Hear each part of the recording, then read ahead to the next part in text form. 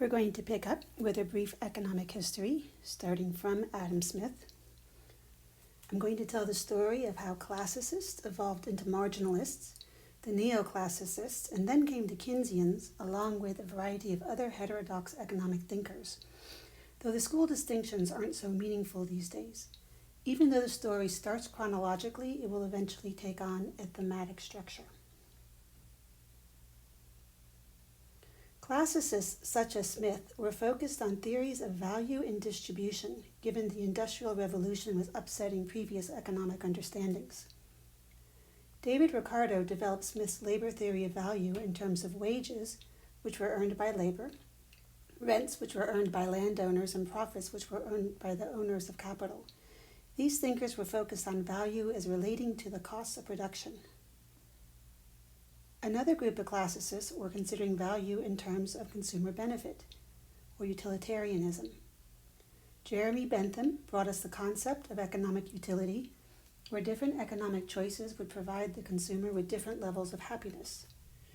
John Mill believed that man's individual-based liberty required Smith's economic centrality of self-interest, and that actions are moral to the extent they promote happiness. This utilitarianism provided new opportunities for mathematical treatments. Thus came the marginalists, a flurry of contemporary activity inspired by either physics or engineering to develop a sort of grand unified theory of economics, using the most advanced mathematical apparatus at the time, which was differential calculus, hence the term marginal, which describes an incremental change. Leon Walras proposed that exchange would only take place after an imagined trial and error process facilitated by an auctioneer set prices at which a market would clear, or market equilibrium, and devised a mathematical model to explore the consequences of this equilibrium. William Jevons used analogies to gravitational field theory to derive a model of utility maximization as a constrained optimization problem. Then Vilfredo Pareto, assuming that people would only engage in non-disadvantaged trades, called Pareto similar superior trades, demonstrated that competitive markets always lead to a socially optimal outcome. Alfred Marshall, the first neoclassicist, combined the cost-value analysis with the utility-value analysis and derived the famous supply and demand curve graph. This graph appears in his influential textbook, Principles of Economics, which spread throughout Europe and America. Now on to some other neoclassicists.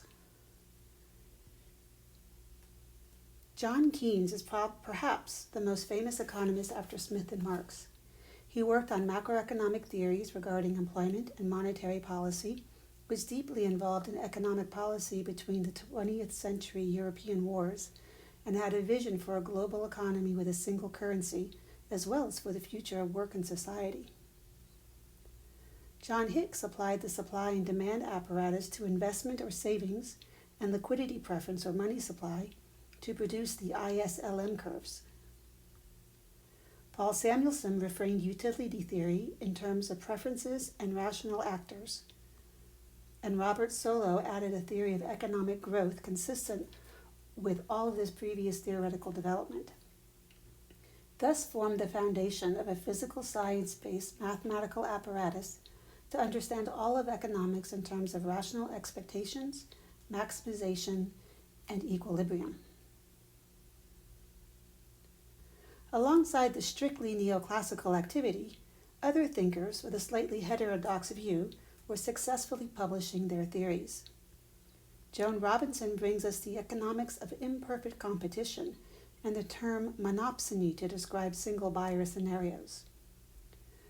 She also believed that value was a metaphysical term and therefore not analytically meaningful, and that the whole classicist labor theory of value construct was created to justify profits going to capitalists and landowners.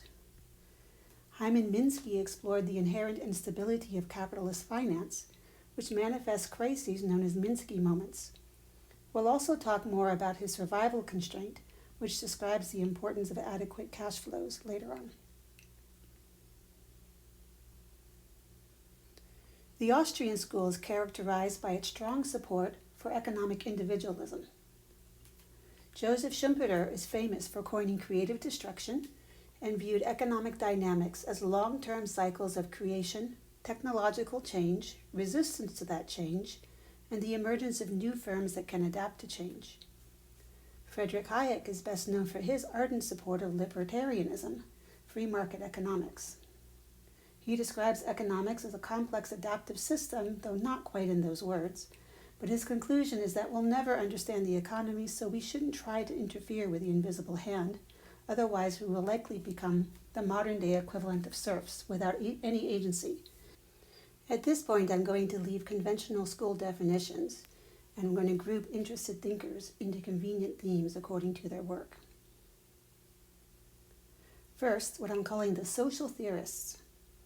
Writing alongside and counter to the classicists were Thomas Carlyle and John Ruskin, both of whom saw the economy as primarily a consequence of social cohesion rather than utilitarian relationships, and railed against what they saw as a dehumanizing materialism encroaching on human activity. American Henry George was a journalist and politician who devised a theory and justification for the taxation of land rents. A good number of modern economists have George's tendencies and consider his proposed land tax most efficient. George may be the only non-economist to have founded a recognized economic school of thought, Georgism. Karl Polanyi saw the markets as a tool for human well-being, and echoing Carlyle and Ruskin as essentially social in nature rather than based on the logic of profit. Next are the consumer behaviorists, thinkers who do away with the contrivance of economic rationality. Thorstein Veblen, in Theory of the Leisure Class, coined conspicuous consumption. He also wrote, "Why is economics not an evolutionary science?" Hazel Kirk also thought about consumption in terms of standards of living and emergence, embeddedness, and path-dependent evolution. Herbert Simon is well known for describing satisficing, where instead of complete rationality with perfect information, there is a good enough option which conserves time and effort. Simon's satisficing was a big step forward in behavioral perspectives of economics. Daniel Kahneman and Amos Tversky are credited for a psychology-based framing of individual economic decision-making, which essentially brought behavioral economics into the mainstream. Economic agent-based modeling leads heavily on these concepts. Theories of firm organization and development are not normally considered as canonically acceptable economic topics, though firms are the counterpart to households in many framings, and their behavior as economic actors are determined by their structure and evolution. Ronald Coase wrote about contracting theory and property rights, summarized as transaction cost economics, and is important to know, if only because his line of thinking leads one to consider stream pollution in terms of which party is harmed most, the dead fish without environmental regulation, or the polluting company with regulation. Edith Penrose wrote that an economy is an ecosystem of firms, certainly a view with complexity roots. Jaroslav Vanek wrote extensively on the theory of labor-managed firms, and his participatory economy has broad implications. In a similar vein to Penrose, Richard Nelson and Sidney Winter wrote about evolutionary dynamics within a firm. On to what I'm calling the developmentalists. Alfred Hirschman was a well-known development economist who never shied away from the social complexity inherent in economic development. Like Henry George, Jane Jacobs was a self-made journalist and sociologist, well known for her intricate descriptions of the social dynamics that define our cities. Jacobs was a true complexity thinker who saw an economy as an ecosystem and derived models of economic development accordingly. Augusto Granzini wouldn't normally be classed as a developmentalist, except that he modeled the entire production process as starting with endogenous money creation by a bank. Therefore, any economic development requires money creation, which provides support for the modern monetary theorist's case that economic development involves producing the monetary means of that development. Finally, a few institutionalists. Douglas North described evolving institutions as the purveyor of incentives, thus the evolving incentive structures. He advocates for an economics to explicitly consider institutional development and behavior in its theory building. Elinor Ostrom studied how commons, shared resources without a clear ownership structure, were managed around the world and devised a set of principles for the distributed management of resources.